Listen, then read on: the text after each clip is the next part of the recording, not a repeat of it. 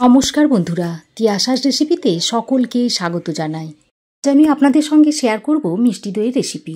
গরম বেশ ভালোই পড়ে গেছে, আর এই গরমের সময় পাতের শেষে যদি একটু মিষ্টি দই হয় তো খাওয়াটা বেশ শান্তিতে হয়। আমরা বাড়িতে কিন্তু সবাই মিষ্টি দই পাতানোর চেষ্টা করি, কিন্তু পারফেক্টভাবে মিষ্টি দই সবাই বানাতে পারে না।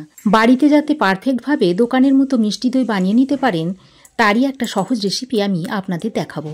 তবে অনেক রকম পদ্ধতিতে মিষ্টি দই বানানো যায়, তবে আজ আমি যে পদ্ধতিতে আপনাদের বানিয়ে দেখাবো, তাতে করে যে কোনো দিনও দই বানায়নি সেও কিন্তু এই দইটা খুব সহজে বানিয়ে নিতে পারবে। তো আসুন দেখে নেওয়া যাক এই মিষ্টি দই আমি কিভাবে বানাই।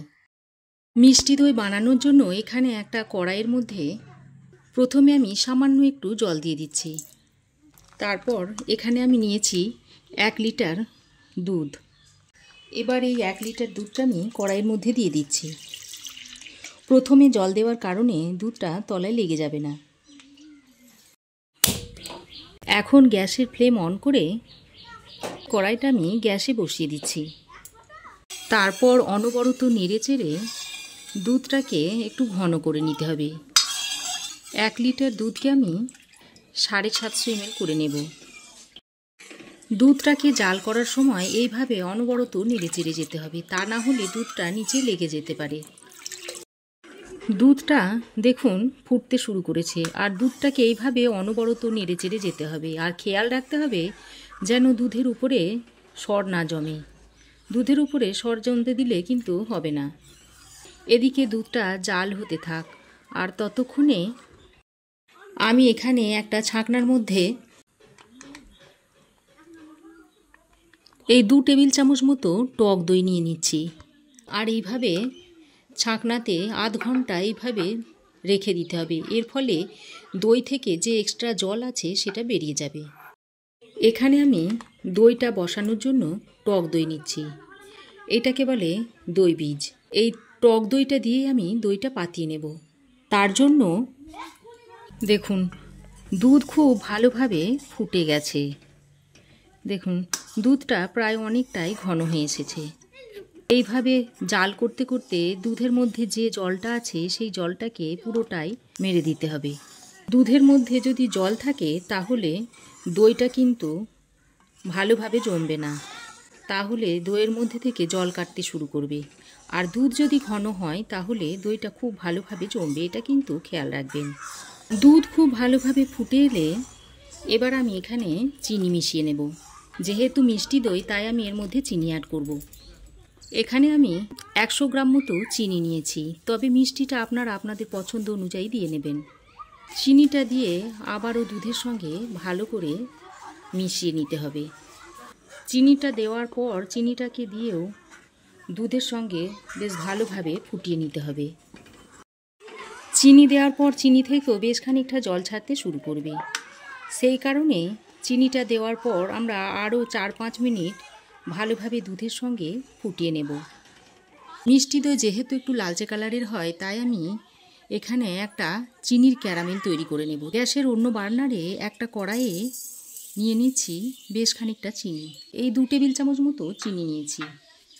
পর আমি গ্যাসের ফ্লেমটাকে অন করে দিয়েছি, আর গ্যাসের ফ্লেমটাকে লো টু মিডিয়ামে রেখে দিয়েছি। এবার আমি এই চিনির মধ্যে সামান্য পরিমাণে একটু জল দিয়ে দিচ্ছি। আর এই জলটা দেওয়ার পর কিন্তু আমি হাতা বা খুন্তি দিয়ে নাড়াচাড়া করব না। আস্তে আস্তে দেখবেন এই চিনিটা ক্যারামেল হতে শুরু করবে। দেখুন চিনি ক্যারামেল হতে শুরু করেছে। এবার এই পর্যায়ে আমি এইভাবে খুন্তির সাহায্যে নেড়ে চেড়ে নিচ্ছি। দেখুন আস্তে আস্তে চিনিতে বেশ রং ধরতে শুরু করেছে। তো চিনি গলে ক্যারামেলটা তৈরি হয়ে গেছে। এবার আমি এই পর্যায়ে 1 হাতা দুধ নিয়ে আমি এর মধ্যে দিয়ে দিচ্ছি। তারপর ভালোভাবে নেড়ে চেড়ে নিচ্ছি। আর দেখবেন এই যে দলা পাকিয়ে গেছে, এটা আস্তে আস্তে আবারও গলতে শুরু করবে। এতে ভয় পাওয়ার কিছু নেই। কত সুন্দর ক্যারামেলটা তৈরি হয়ে গেছে, আর দেখুন কালারটাও কত সুন্দর হয়েছে। একেবারে দোকানে দই যেমন হয় ঠিক সেই রকম কালার চলে এসেছে। এখন আমি এইদিকে যে পাত্রে দুধটা ফুটছে সেই দুধের সঙ্গে এই ক্যারামেলটাকে আমি মিশিয়ে নিচ্ছি। দেখুন ভালোভাবে ক্যারামেলটাকে দুধের সঙ্গে মিশিয়ে নিচ্ছি। তারপর 1-2 মিনিট মতো ফুটিয়ে আমি নামিয়ে নেব। আর দেখুন 1 লিটার দুধ ফুটে ফুটে কতটা কমে এসেছে, প্রায় 750 ml মতো হয়ে গেছে। এবার গ্যাসের ফ্লেম বন্ধ করে দিচ্ছি, তারপর এটাকে ঠান্ডা করে নিতে হবে। এবার এই দুধটাকে নামিয়ে আমি এইভাবে হাতার সাহায্যে নেড়ে চেড়ে ঠান্ডা করে নিচ্ছি। আঙুলে সহ্য হয় এমন ঠান্ডা করে নিতে হবে, তা না হলে দই কিন্তু বসবে না। আর এইভাবে নাড়াচাড়া করার ফলে এই ধরনের ফেনার সৃষ্টি হবে। এই রকম ফেনা হলে দইটা দেখতেও ভালো লাগবে, একেবারে দোকানের মতন তৈরি হবে। দুধ কিন্তু খুব বেশি ঠান্ডা হয়ে গেলেও হবে না, আবার খুব বেশি গরম থাকলেও হবে না। খুব বেশি গরম থাকলে কিন্তু দই বীজটা মেশানোর পরেই তাহলে ছানা কেটে যাবে, আর যদি খুব বেশি ঠান্ডা হয়ে যায় তাহলে দইটা আবার জমবে না। এইভাবে আঙুল চুবিয়ে আঙুলে সহ্য হয় এমন গরম কিন্তু দুধ দরকার। এদিকে দেখুন, যে টক দইটা আমি জল ঝরাতে দিয়েছিলাম সেই টক দইটা আধ ঘন্টা পরে আমি দেখুন আপনাদের দেখাচ্ছি। দেখুন কতটা দই থেকে জল বেরিয়েছে। আমি এই দইটা বসানোর জন্য নতুন একটা মাটির হাঁড়ি নিয়েছি। মাটির হাঁড়ির ভিতরটা নারকেল ছোবড়া দিয়ে ভালো করে ঘষে নিয়ে পরিষ্কার করে ধুয়ে নিয়েছি। তারপর হাঁড়িটাকে ভালো করে শুকিয়ে নিয়েছি, আর হাঁড়ি কিন্তু ভালো করে শুকিয়ে নিতে হবে। এবার এই যে টক দইটা জল ঝরিয়ে রেখেছিলাম এর মধ্যে থেকে অল্প একটু দই নিয়ে এই হাঁড়ির গায়ে ভালো করে লাগিয়ে নিচ্ছি। পুরো হাঁড়ির গায়ে ভালো করে এইভাবে লাগিয়ে নিতে হবে। এখন আমি এই টক দইটাকে একটা বাটির মধ্যে ঢেলে একটা হ্যান্ড বিটারের সাহায্যে বেশ ভালো করে এইভাবে ফেটিয়ে নিচ্ছি। খুব ভালোভাবে টক দইটাকে ফেটিয়ে নিয়েছি। আর এদিকে দেখুন দুধটা আঙুল সওয়া হয়ে গেছে। এবার আমি এই টক দইটা এই দুধের সঙ্গে মিশিয়ে নিচ্ছি।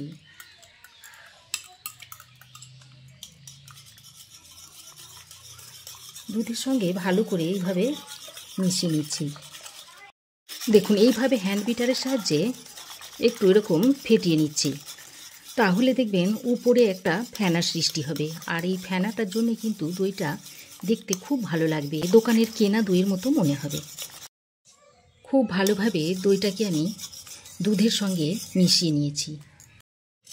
এবার এই দইয়ের হাঁড়ির মধ্যে দই মেশানো দুধটা ভালো করে অল্প অল্প করে নিয়ে ঢেলে দিচ্ছি। সম্পূর্ণ দুধ আমি হাঁড়ির মধ্যে ঢেলে নিয়েছি। এবার আমি একটা পেপার দিয়ে এই মুখটা বন্ধ করে দিচ্ছি। পেপারটা দিয়ে এবার আমি একটা দড়ির সাহায্যে এর মুখটাকে এইভাবে এঁটে দিচ্ছি।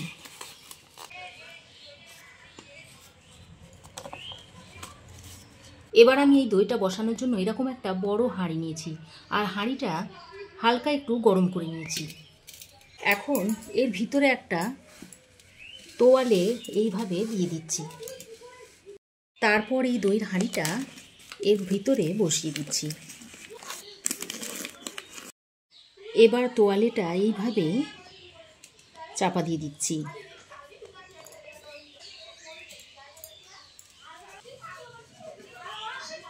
এবার এই হাঁড়ির মুখটা এইভাবে বন্ধ করে দিচ্ছি। তারপর এটা ঘরের অপেক্ষাকৃত গরম জায়গায় 7 থেকে 8 ঘন্টা এইভাবে রেখে দেব। তারপর আপনাদের খুলে দেখাবো। দেখুন 7 থেকে 8 ঘন্টা পর আমি ফিরে এসেছি, আর ঢাকাটা আমি খুলে এবার তোয়ালেটাকে সরিয়ে দিয়ে হাঁড়িটাকে বার করে নিচ্ছি।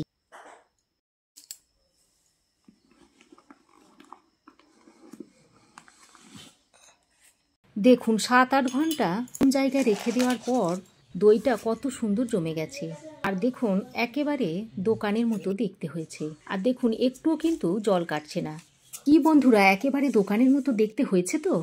ভিডিওতে যেভাবে মিষ্টি দই বানানোটা দেখালাম ঠিক সেইভাবে আপনারাও বানিয়ে নিন, তাহলে আপনাদের মিষ্টি দইটাও একেবারে দোকানের মতোই দেখতে হবে। তো বন্ধুরা, ফালতু টাকা খরচা না করে বাড়িতে এইভাবে মিষ্টি দইটা বানিয়ে খেয়ে নিন, তাহলে টাকারও সাশ্রয় হবে আর মনেও শান্তি হবে।